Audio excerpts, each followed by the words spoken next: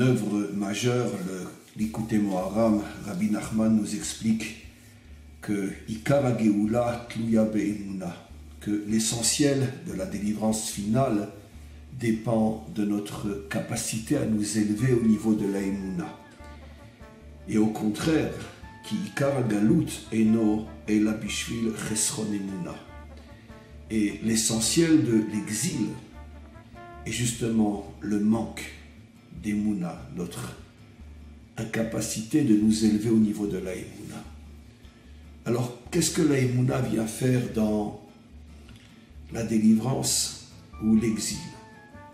En vérité, la délivrance et l'exil représentent deux dimensions de l'existence, deux manières d'être, deux manières de vivre.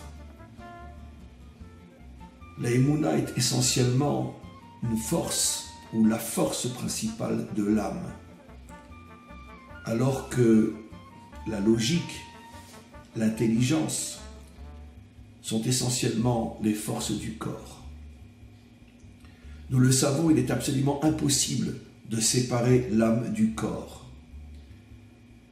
C'est-à-dire qu'il est absolument inconcevable de vivre uniquement au niveau de la Emuna, la force de l'âme, de même qu'il est absolument inconcevable de vivre uniquement au niveau de la logique, la force du corps. Il faut unir les deux, exactement comme le premier verset de la Torah nous le dit.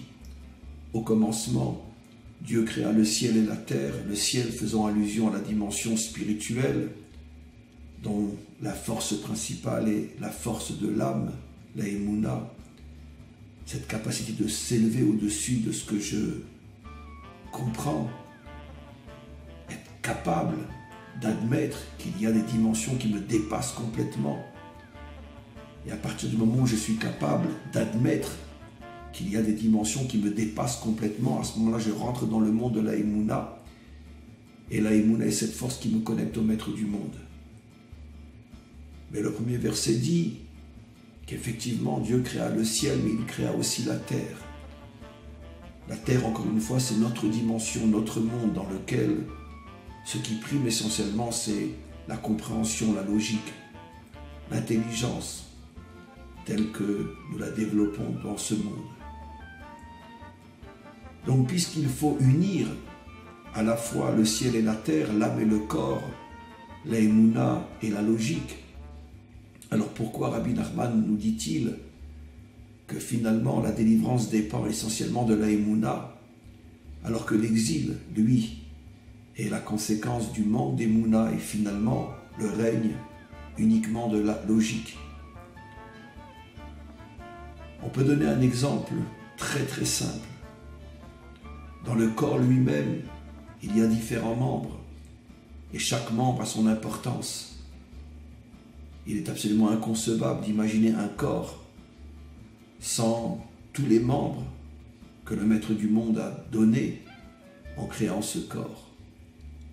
Mais d'un autre côté, il y a des membres qui sont plus importants que d'autres et certains qui dirigent les autres. Et tous les membres du corps, en vérité, dépendent du cerveau. C'est le cerveau qui dirige tous les membres du corps. Et même si les pieds, les bras, et à plus forte raison, les membres intérieurs, le foie, le cœur sont indispensables, malgré tout, ils sont tous dirigés par le cerveau. Le cerveau, d'une certaine manière, est le roi du corps. Mais le cerveau lui-même doit admettre qu'il n'est lui-même qu'un membre qui doit être dirigé par la Emuna, cette force de l'âme. Bien évidemment que la Emuna ne peut en aucun cas exister sans le cerveau et sa logique, sa compréhension, son intelligence. De la même manière que le cerveau ne peut pas exister sans bras, sans jambes, sans foie, sans cœur, sans poumon. Exactement de la même manière, la Emuna doit diriger le cerveau. Et qu'est-ce que signifie que la Emuna dirige le cerveau? C'est-à-dire qu'essentiellement, elle casse son orgueil, sa prétention à vouloir tout comprendre et refuser ce qu'elle ne comprend pas, l'intelligence, la logique. Et c'est ça ce que nous explique Rabbi Nachman. Lorsque l'homme comprendra que toutes les forces du corps, y compris le cerveau, ne sont que les membres dirigés par la Emouna, bien que la Emouna ne peut en aucun cas se suffire à elle-même, mais c'est elle qui dirige tous les autres membres du corps. À ce moment-là, l'homme s'élèvera, se libérera de toutes les limites de ce monde et s'élèvera et atteindra une dimension qui est totalement au-dessus de ce monde, et ce sera le monde de la délivrance. Et c'est ainsi que nous parviendrons à sortir de l'exil.